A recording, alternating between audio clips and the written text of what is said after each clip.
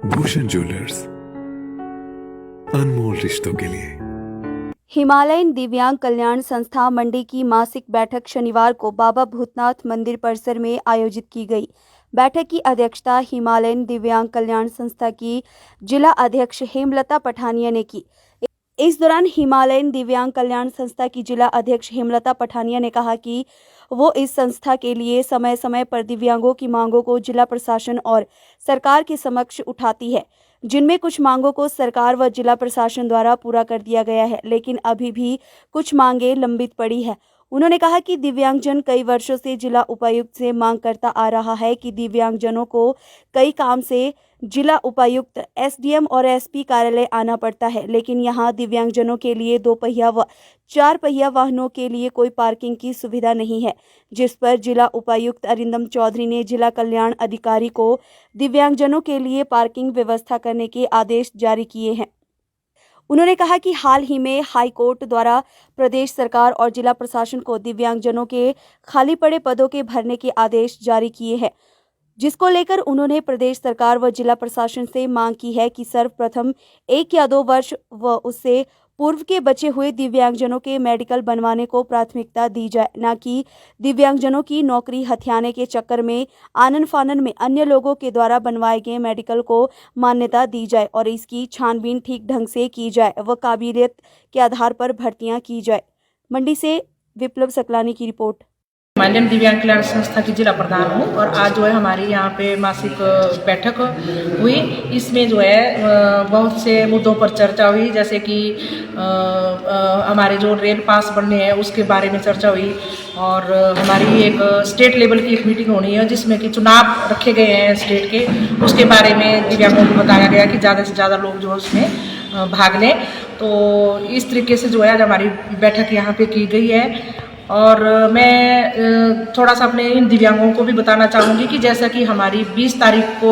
दिव्यांग समिति की बैठक उपायुक्त महोदय के साथ हुई, जो 3 महीने में एक बार होती है, उसमें बहुत से जो हमारे मुद्दे थे वो काफ़ी सालों से पेंडिंग पड़े हुए थे, चले आ रहे थे, हमारी मांग थी, उसको पूरा करने के लिए जो है उपायुक्त महोदय ने आश्वासन दिया है कि वो बहुत जल्द जो है आपकी सभी मांगें पूरी कर दी जाएगी। कौन कौन से ऐसे मुद्दे थे जो प्रशासन के साथ आपने चर्चा में किए? और जैसा कि हमारा सबसे पहले जो एक मुद्दा था वो था पार्किंग का, कि जैसे कि दिव्यांगों को कोर्ट में, एसपी ऑफिस या डीसी कार्यालय में डीसी साहब से मिलने या अन्य किसी भी अधिकारी से मिलने जाना होता था, तो कुछ दिव्यांग जो है जिनके पास अपने 2 पहिया वाहन या मतलब गाड़ी भी होती है, तो पार्किंग की व्यवस्था का हमें जो है हमने कई बार मांग की थी कि हमारे लिए यहाँ पार्किंग की व्यवस्था की जाए, लेकिन कई सालों से हमारा ये मुद्दा चल रहा था। हमें ऐसे अपनी स्कूटी जो है या जो भी गाड़ी है वो पार्किंग में लगानी पड़ती थी, वहाँ से पैदल जाना पड़ता था। अब इस बार जो है उपायुक्त महोदय के समक्ष हमने ये मांग रखी कि हमें जो है डीसी कार्यालय के बाहर जो पार्किंग के लिए व्यवस्था की जाए, तो उन्होंने जिला कल्याण अधिकारी को आदेश दिए हैं कि वो हमारे जो एसडीएम है उनको पत्र लिखें और जल्द से जल्द इनकी पार्किंग की व्यवस्था की जाए।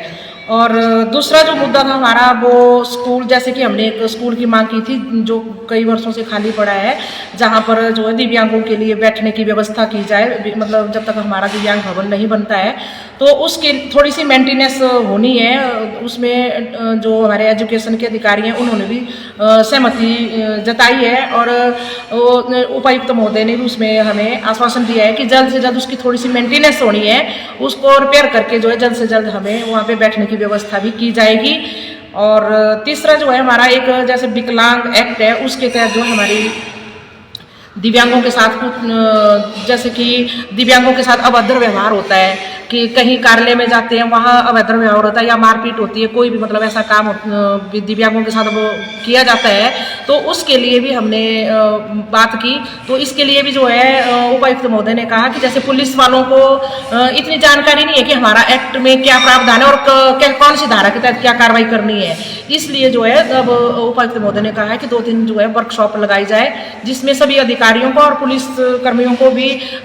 उस वर्कशॉप में बुलाया जाए, उनको उन धाराओं के बारे में अवगत कराया जाए, ताकि दिव्यांगों के साथ कोई अगर ऐसे अभद्र व्यवहार करता है तो उनके खिलाफ उन धाराओं के तहत कार्रवाई की जाए। अभी जो हाल ही में एक हाईकोर्ट के आदेश है कि जितना भी बैकलॉग जो बचा है वो दिसंबर तक भरा जाए, तो उसमें मैं प्रशासन से मांग करती हूँ, सरकार से भी मांग करती हूँ कि जो हमारे दिव्यांग जिनके साल 2 साल पहले के जो मेडिकल पुराने मेडिकल हैं या वर्षों पुराने मेडिकल हैं, उनको प्राथमिकता दी जाए, ना कि जो अभी आनन फालन में बनाए जाएंगे दिव्यांगों की जगह नौकरी हथियाने के लिए उनको मान्यता न दी जाए। उनकी छानबीन ठीक ढंग से की जाए और उसी आधार पर जो है इन जो भी बैकलॉग है उसको भरा जाए। और मैं एक मांग उपायुक्त महोदय से और करती हूँ, जैसे कि दिव्यांगों के घर दूर दराज में है, कई जगह जंगलों में है, तो उनके घरों के आसपास ऐसी लाइटों का कोई सुविधा नहीं है, तो मैं उपायुक्त महोदय से अनुरोध करती हूँ कि दिव्यांगों के लिए जो भी जिनके भी आवेदन इनके पास आते हैं तो उनको निःशुल्क में एक लाइट दी जाए, इनके घर द्वार में लगाई जाए, बाहर आंगन में, ताकि इनके जो रास्ते हैं वो बाधित ना हो।